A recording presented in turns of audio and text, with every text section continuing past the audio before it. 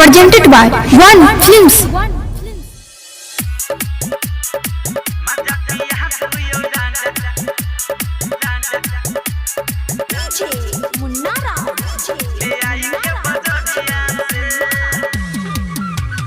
गरमी के दिन छयो छुटैया पसेना केतनो डोला भी काम करे नैया बेना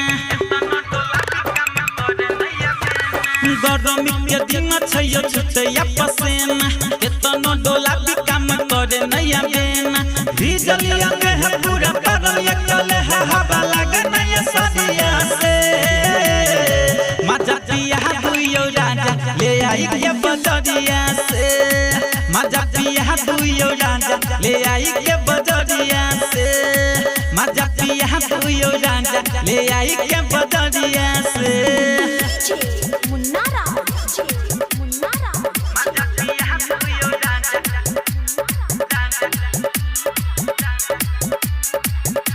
ले आई के बजरिया से सिंगिंग बाय राजेश रंजन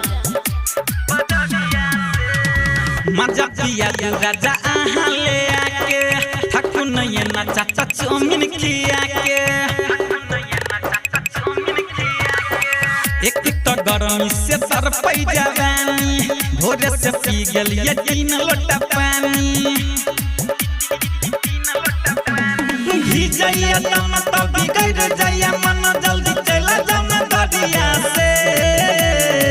मजा पिया दुइयो राजा ले आई के बजरिया से मजा पिया दुइयो राजा ले आई के बजरिया से मजा पिया दुइयो राजा ले आई के बजरिया से मुन्नारा मजा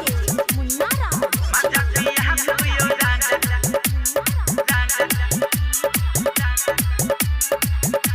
ले आई के बजरिया से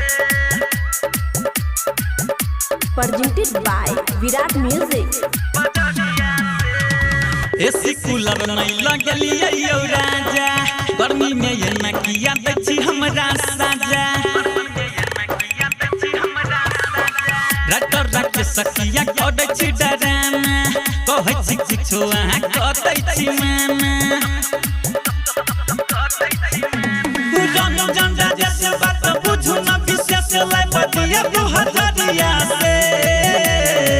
मजा पिया दुइयो राजा ले आई के बजरिया से